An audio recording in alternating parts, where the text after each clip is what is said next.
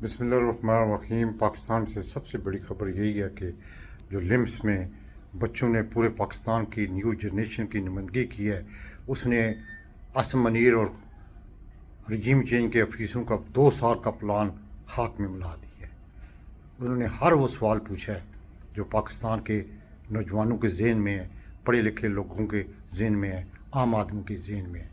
उन्होंने वो 2 साल का मनसूबा जो पाकिस्तान की बर्बादी का मनसूबा था, रजीम चेंज पाकिस्तान की तबाही का मनसूबा था, उसके बारे में जो प्लान बनाए गए थे आसम मनीर और इंटरनेशनल ताकतों के साथ मिल के उन्होंने तबाह बर्बाद कर दिया। इसीलिए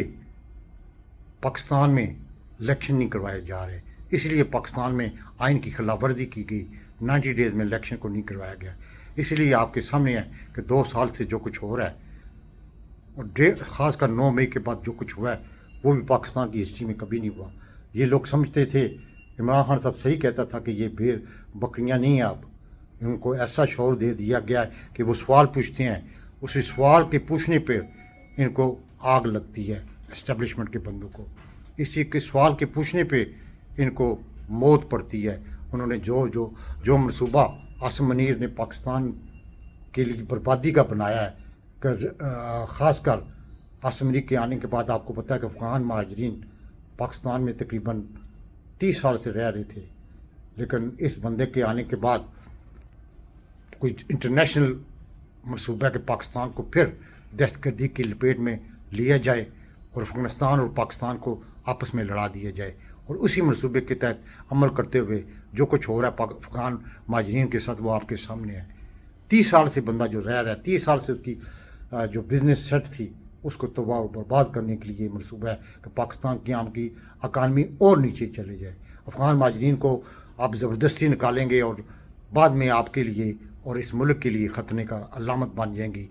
पाकिस्तान की सलामती की अलामत बन जाएंगी। क्योंकि पाकिस्तान की सलामती है तो पाकिस्तान है, क्योंकि इस बंदे ने आके ये चीज़ जो है बग़ैर डिस्कस किए मतलब के सियासी जमातों से, थिंक टैंक से, सोशल फैब्रिक से, सोशल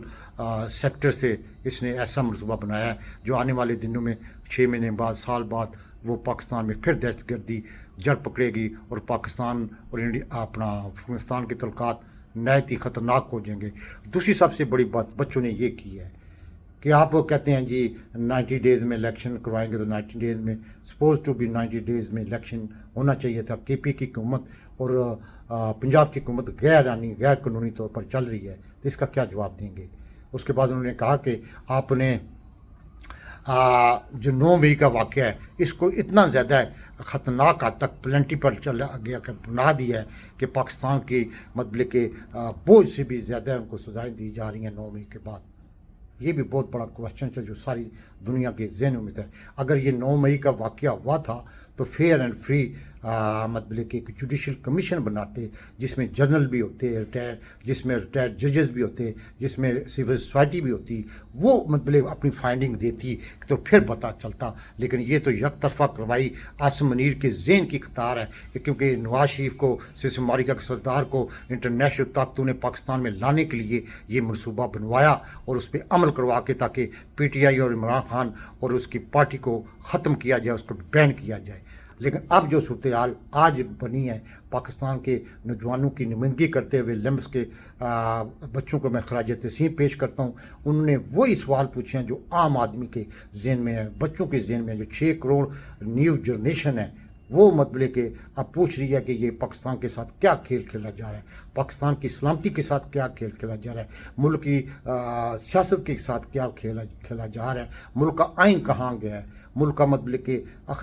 अदलिया कहाँ गई है। यकीन करो उन्होंने ला के रख दिया है। और उन्होंने सबसे बड़ी बात ये की है कि जमात इस्लामी और PTI का बाकायदा तौर पर नुमाइंदा मेयर के लिए बन चुका था, तो फिर PTI के बंदों को उठा के तो PP का मेयर बना दिया गया। तो इसी तरह आइंदा भी इलेक्शन में करेंगे। लेकिन अब अवाम और न्यू जनरेशन समझ चुकी है, अगर खुदा न खास्ता मेरे मुंह में खाक ये कोई गलत हरकत करेंगे नवाज शरीफ को ऊपर बैठाने के लिए, तो अब ना तो इस्टेब्लिशमेंट के लिए कोई जगह बचेगी, तो ना ही पाकिस्तान की पुलिस के लिए, ना ही ब्यूरोक्रेसी के लिए, ना ही मतलब अदलिया के लिए। अदलिया के जजों को बाकायदा तौर पर मार पड़ रही है, सरेआम ऑन दी रिकॉर्ड चीज़ें हैं, तो इससे क्या आप नतीजा हासिल कर सकते हैं। और माफिया और इस्टेब्लिशमेंट मिलकर फिर वो खेलना शुरू कर दिया है जो कि इससे पहले खेल रहे थे। नैब अमेंडमेंट NRO 2 जो कि नवाज शरीफ के वाजवा ने दिया था, उसको दोबारा बहाल करवाने के लिए फिर काजी फैज़ ईसा मैदान में आ चुका है। आने वाले दिनों में आप देखेंगे क्या होता है। लेकिन यह है कि मुझे नज़र आ रहा है कि काजी फैज़ ईसा उसी एजेंडे के तहत है, क्योंकि उसके 3 फ्लैट हैं। उस 3 फ्लैट की कीमत चुकाने के लिए ये मतलब लेकर दोबारा बहाल कर देगा, क्योंकि वो असम्बली से पास हुआ कानून जिस असम्बली की कोई अहमियत नहीं, जो जैली असम्बली थी, जिसका अपोजिशन लीडर भी जाते सब जाते। पाकिस्तान जिंदाबाद।